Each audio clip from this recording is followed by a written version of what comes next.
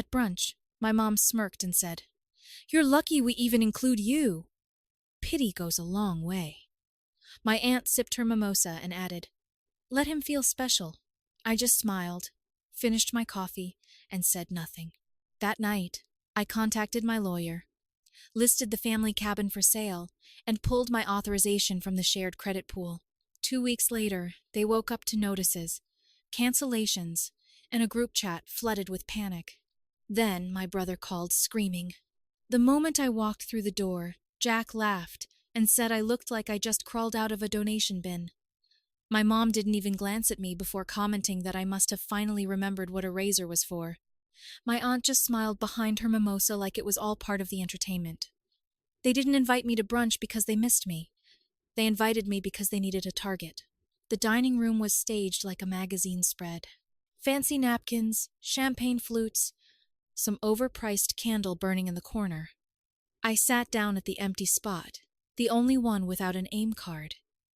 Jack raised his glass and said something about me finally earning a seat at the grown-ups' table. I didn't react. I was used to it. I poured myself coffee and tuned out most of what they said. They gossiped about relatives I hadn't seen in years, about Jack's promotion, his new car, and how proud everyone was. I just nodded when appropriate and chewed my eggs. It was always like this. I showed up. I stayed quiet, and I paid when they forgot their wallets. Then, right as I was reaching for the last piece of toast, my mom turned to me with that smirk I knew too well. "You're lucky we even include you. Pity goes a long way." My aunt sipped her drink and added, "Let him feel special." I didn't even blink. I finished my coffee, smiled, and said nothing. That night I opened my laptop and didn't hesitate. I emailed my lawyer. I pulled the paperwork for the family cabin out of the fireproof box in my closet. The one they always called our little getaway. Except it wasn't ours. It was mine. My name on the deed. My credit that saved it when Dad almost lost it in 2009. They treated it like their summer escape, but I paid the taxes and the maintenance. They never even offered. Then, I logged into our shared credit pool, the one I built with my excellent credit score so we could manage big family expenses. I was the anchor. I was the one they leaned on. I revoked every permission, pulled every link to my accounts, and canceled every auto payment. I didn't tell anyone. I waited. 2 weeks later, the panic started. First, Jack noticed his card got declined while trying to pay for bottle service. Then, the family group chat lit up. Mom asking why her payment bounced for the utilities. Dad saying the cabin's insurance lapsed. Then came the cable, the lawn service, the cleaning lady, the vacation rental. They tried calling. I didn't answer. Jack finally got through. He went straight to yelling. Said I embarrassed him in front of his friends. Said I was ruining everything just because I couldn't take a joke. He told me to fix it. I hung up. Mom texted at midnight asking if I was okay. I didn't reply. I just sat there, remembering the way they laughed that morning, how easily they turned me into the punchline, how they needed me to carry everything but never once treated me like I mattered. I'd been their safety net for years. Now they'd find out what it's like without one. After Jack's little tantrum on the phone, everything went quiet. No calls, no texts, nothing. The group chat was dead. Not even one of those fake, friendly memes my mom usually sends when she wants to paper over something awful. Just silence. I think they thought I'd cave, that I'd feel bad for overreacting, that I'd come crawling back with some apology about misinterpreting their jokes. That was their usual playbook. But this time, I didn't bite. Instead, I took a drive up to the cabin. It was early in the morning, fog still clinging to the trees like cobwebs. I hadn't been there in over a year. Everything looked the same. Chipped porch railing, rust on the mailbox, the front steps sagging just a bit more than before. I stood in the middle of the living room and took it all in. The couch I bought, the photos I printed and hung, the firewood I chopped that nobody else ever bothered to replenish. It was my cabin, in every way that counted. I called my lawyer that afternoon, told him I was ready to move forward with listing, quietly, discreetly, and with my name only. He said it wouldn't take long. 2 days later, my dad showed up. He didn't text or call ahead, just knocked like nothing had happened, like he hadn't spent the last 2 decades treating me like the background character in my own family. He held a six-pack and said he thought we should talk. I opened the door, looked him in the eye, and told him I was busy. Then I closed it. He stood out there for a few more seconds. Then he left. That night, I went deeper. I logged into every shared account they'd linked to me over the years. The phone plan Jack was on for 6 years without ever paying a dime. The family Netflix, the Spotify family account, all of it. Canceled, removed, replaced passwords, locked it all down. They didn't even know half the stuff was under my name until it started vanishing. By Monday morning, the panic began.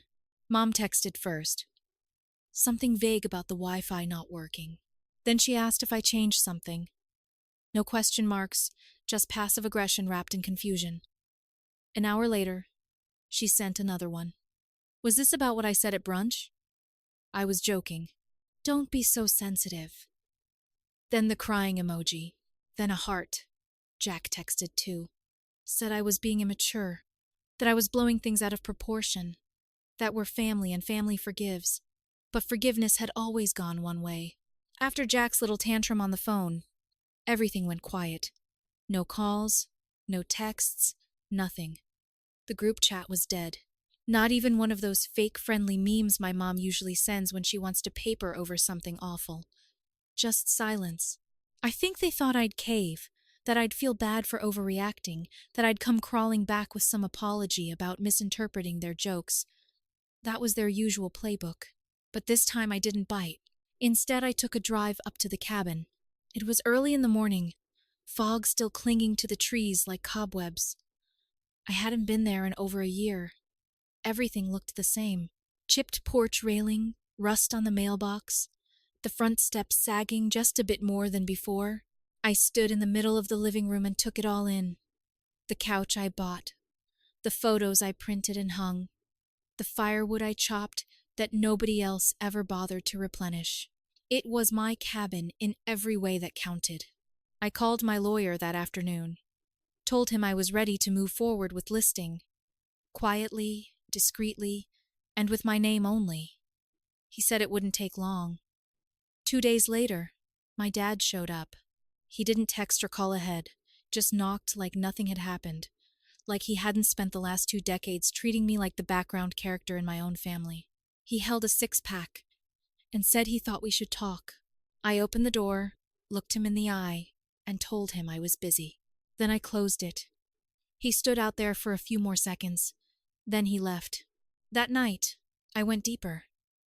I logged into every shared account they'd linked to me over the years. The phone plan Jack was on for 6 years without ever paying a dime. The family Netflix, the Spotify family account, all of it. Canceled, removed, replaced passwords, locked it all down. They didn't even know half the stuff was under my name until it started vanishing. By Monday morning, the panic began. Mom texted first. Something vague about the Wi-Fi not working. Then she asked if I changed something. No question marks, just passive aggression wrapped in confusion. An hour later, she sent another one. Was this about what I said at brunch? I was joking. Don't be so sensitive. Then the crying emoji. Then a heart. Jack texted too. Said I was being immature. That I was blowing things out of proportion. That we're family, and family forgives. But forgiveness had always gone one way. That night I finally responded. I told them I'd removed all my financial ties to the household, that I wasn't going to be their backup plan anymore, that if they needed something fixed, they could call someone else. I reminded them of the $4,000 they still owed me from last year. The money I gave them when Jack's insurance scam almost caught up with him, and they begged me not to let him get arrested. They promised it was temporary. A month max. That was 16 months ago. I told them I wanted it back. $4,000. No interest, No wiggle room, due at the end of the month. I gave them a deadline and nothing else. By the next morning, I had 6 missed calls from my mom, 2 from my dad, and 3 voicemails from Jack. He went from yelling to pleading in the span of 2 minutes. Said he couldn't hang out with his friends anymore because his cards weren't working. Said his girlfriend was pissed. Said this wasn't fair, none of it mattered. On Wednesday, I emailed them a spreadsheet. It had one line: outstanding balance, $4,000. Due July 31st. No extensions, no discussions, no exceptions. Mom called that night crying. Said she felt like I was tearing the family apart. Said they never meant to hurt me. Said they were just joking, that I was always so sensitive. I reminded her how Jack used to joke about me being adopted. How she used to joke that I should have been a lawyer so I could finally contribute something real. How Dad once said after a bad Thanksgiving that it was a shame all that therapy didn't make me less difficult to be around. None of them had ever apologized, but now that they needed something, now they were sorry. I didn't yell. I didn't curse. I just told her what I should have told them years ago. You don't get to treat me like an afterthought and still expect me to show up when things fall apart. Then I hung up. I don't think I've ever felt more clear in my life. By the end of the week, they realized I was serious. The shift in tone was immediate. Jack stopped yelling. My dad stopped pretending he didn't care. My mom started calling every day like we were best friends. All of a sudden, I was the most important person in the family again. It was pathetic. She called Tuesday morning and left a voicemail about how the washing machine broke. Said she didn't know how to schedule a repair without my help. Wednesday, it was the water bill. Apparently, they'd forgotten how to log into the account since I'd managed it for years. Thursday, she sent a photo of Jack standing next to his car with the hood open. Said something about how I always knew how to figure these things out. They didn't say sorry. They didn't offer to pay me back. They just wanted it all to go back to normal. That same evening, I got a message from my aunt, the same one who smirked during brunch like she was watching a live sitcom. She said the whole thing had gone too far, that I needed to think about what kind of man I wanted to be. Said I was hurting people who loved me. I almost laughed. They were all hurting now. And the truth was, it didn't even take much. Just a few login, a few documents, a few digital scissors to cut every cord they had tied around my neck. I hadn't yelled, hadn't lashed out, hadn't burned anything down. I just stopped giving, and that was enough to unravel everything. I got the $4,000 on Friday. Wired from my dad's account with a 2-word note. We're square. They thought that was the end of it. Like settling the debt would buy them a clean slate. It didn't. That same night, I submitted the final documents for the cabin listing. It was going on the market the following week. I didn't tell anyone. On Saturday, Jack tried again. He showed up at my place with 2 six-packs and some nonsense about brothers fixing things. Said he missed how things used to be. Said it was stupid that we were fighting over a couple of jokes. I let him sit there on the porch rambling until he realized I wasn't going to respond. Then he stood up, tried to make it about me again, called me bitter, dramatic, impossible to deal with. I closed the door while he was mid-sentence. Later that night, I got a final text from him. Said he hoped I enjoyed being alone, that the rest of the family was moving on without me. They weren't. I could see it in the way they kept circling. Mom dropping passive-aggressive messages about how we all make mistakes. Dad asking if I'd reconsider handling the property taxes just one last time. Jack trying to act like nothing ever happened when he needed a ride to pick up his car. I ignored all of it. The more they tried to pretend nothing had changed, the more obvious it was how much had. They needed me. Not because they loved me, but because they had built their lives on the idea that I would always be there. Quiet, reliable, invisible. But I wasn't that person anymore, and they weren't ready for what was coming next. The listing went live on a Monday morning. I watched it happen from my kitchen table with a coffee in hand, barely blinking as the photo of the cabin appeared online. Wide porch, green shutters, maple trees all around it. The same place where I'd spent countless weekends cleaning, fixing, mowing, while everyone else just showed up with coolers and walked in like they owned it. It didn't take long for the storm to hit.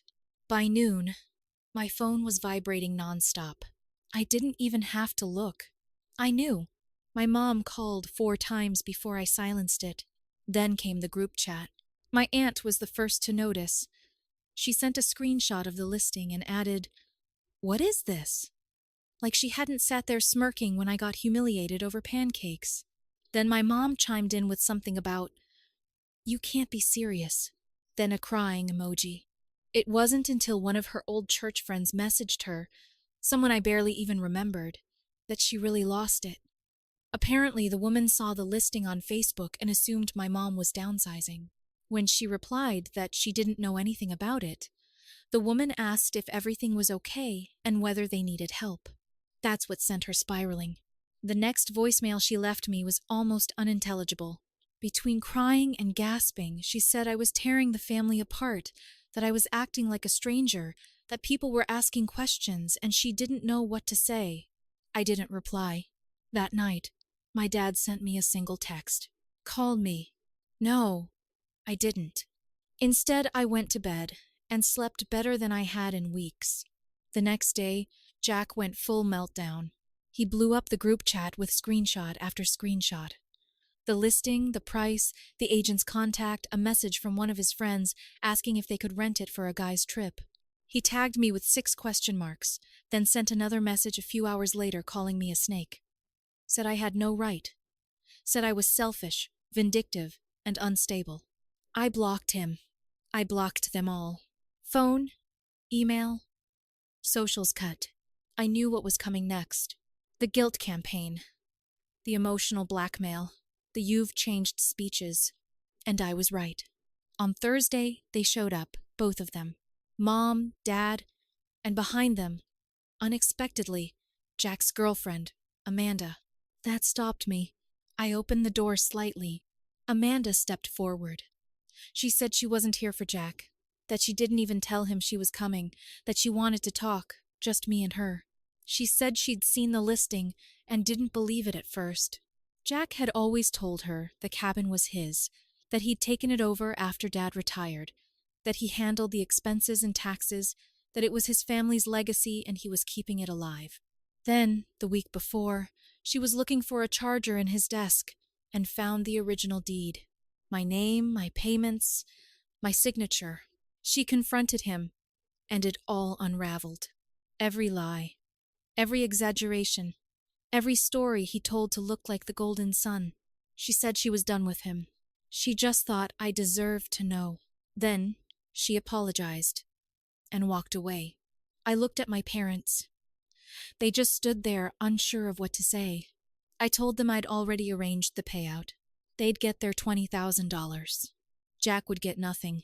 My dad tried to speak. Something about betrayal. About how things like this should be discussed as a family. I said it had been discussed for years. They just weren't listening. I closed the door. That night, I got the confirmation email. Offer accepted. Sale in process. Closing in 3 weeks. The cabin was gone. Just like that. And I didn't feel guilty. Not even a little. The cabin officially sold on a Thursday morning. I watched the email come in while I was on a Zoom call at work. It was a short message from the title company confirming the transfer and deposit. That was it. Just a few lines of legalese and a number that hit my bank account 30 minutes later. It was strange how quiet the moment was, considering what it represented. I closed the email, walked into the kitchen, made coffee, and sent a single wire transfer, $20,000, straight to my parents' joint account. I didn't include a message. I figured they'd figure it out. And if they didn't, even better. It only took an hour. My mom called first. He let it ring. Then came the second call. Then a third. Then a string of messages, each one more unhinged than the last. She said I couldn't be serious, that the cabin wasn't just a property, it was part of the family. She said she was going to call the realtor directly. She said she was going to get her lawyer involved. There was no lawyer. At 4. 32 prame mi dat texted. We need to talk. You're making a mistake. I sent him a one-line reply. The sale is complete. You've been paid. I knew the group chat would light up next. They always did damage control as a team. Sure enough, by dinner, it was a mess. My aunt chimed in first, the same one who told me to let him feel special while sipping her mimosa like she was judging a wine contest. She said I was acting out, that this wasn't me, that I was better than this. Then Jack jumped in. He started with, "You can't be serious," and spiraled from there. Screenshots, messages from his friends, something about how they were planning a ski weekend next month. How now he looked like a liar. He said I ruined everything because I couldn't handle being the least successful person at brunch. I didn't say anything. I waited until the morning, and then I dropped the final card. Cabin sold.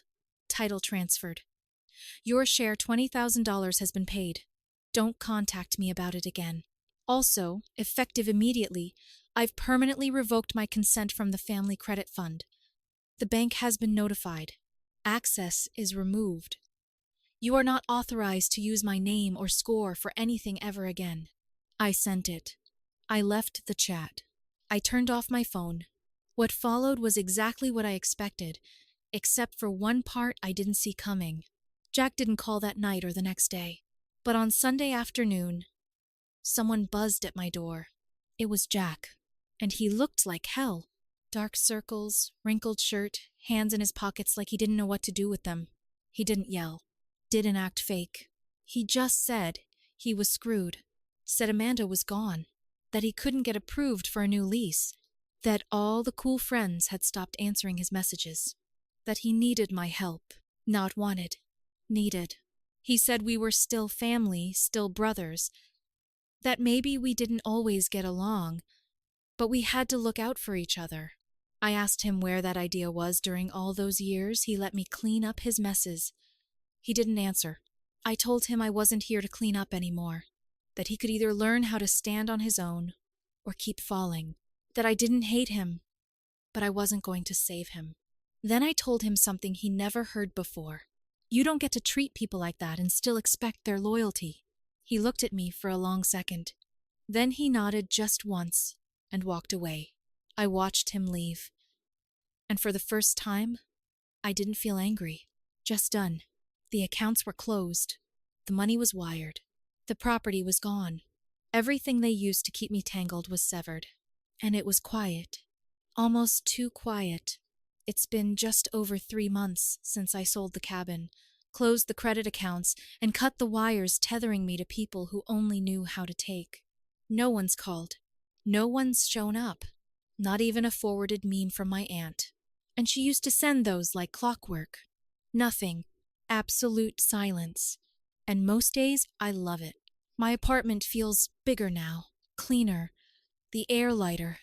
I stopped waking up with that low-level anxiety buzzing in my chest, wondering which emergency I'd have to fix that day. I've picked up hobbies again, reading, cooking, real food. I even took a solo trip to Colorado. No itinerary. Just drove through the mountains with the windows down, and no one asking where I was or what I was doing. But freedom, I've learned, comes with echoes, not regret. I wouldn't change a thing, but echoes of what could have been if they'd been different people. If I had a different kind of family, one that knew how to give, one that didn't turn love into a transaction. I kept the money. Of course I did. Jack never reached out again for anything. My parents didn't send a thank you for the $20,000 I wired. Instead, I checked the account it went into. Yeah, I still had access when it landed. They logged in 10 minutes after the deposit cleared. Moved the money. Changed the password. That was it. Like it was a refund.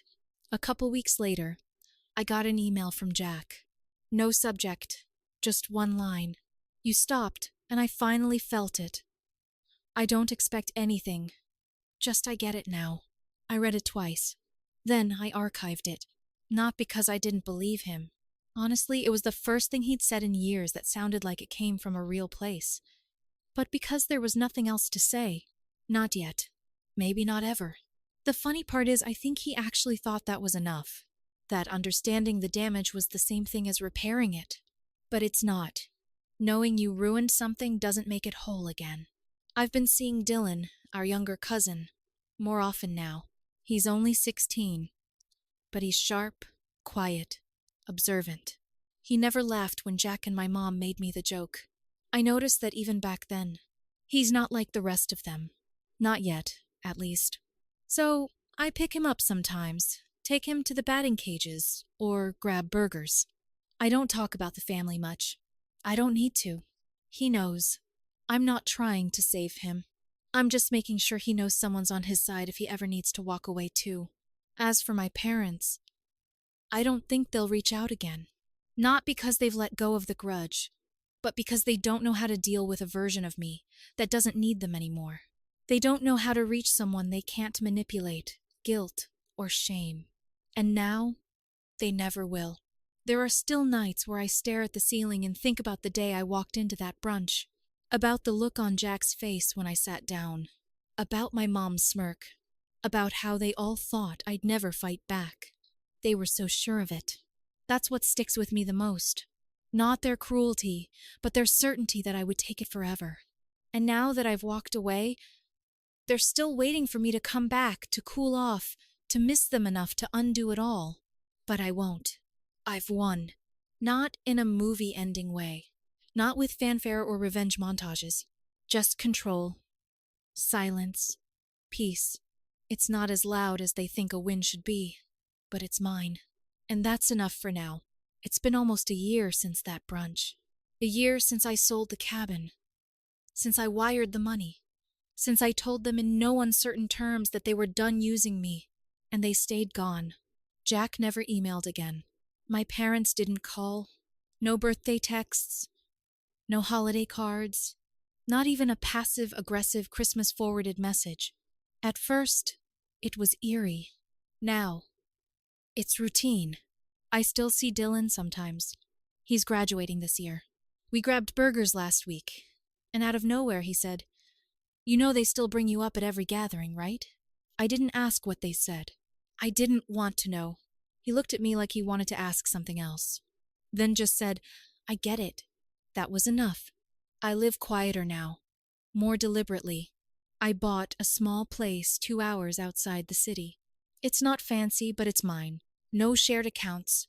No co-signed loans. No one holding anything over my head. Just space and clean air. And peace I had to carve out by burning down a piece of my past. Last week, I found something weird, though. A postcard. No return address. Just a photo of a lake at sunset. On the back, in small handwriting, "We should have done better. You deserve better." No name. No signature. It could have been from any of them. Or none of them. I put it in a drawer. Didn't throw it out. Didn't reply. Some doors don't close all at once. Some take years. But I'm not opening it yet.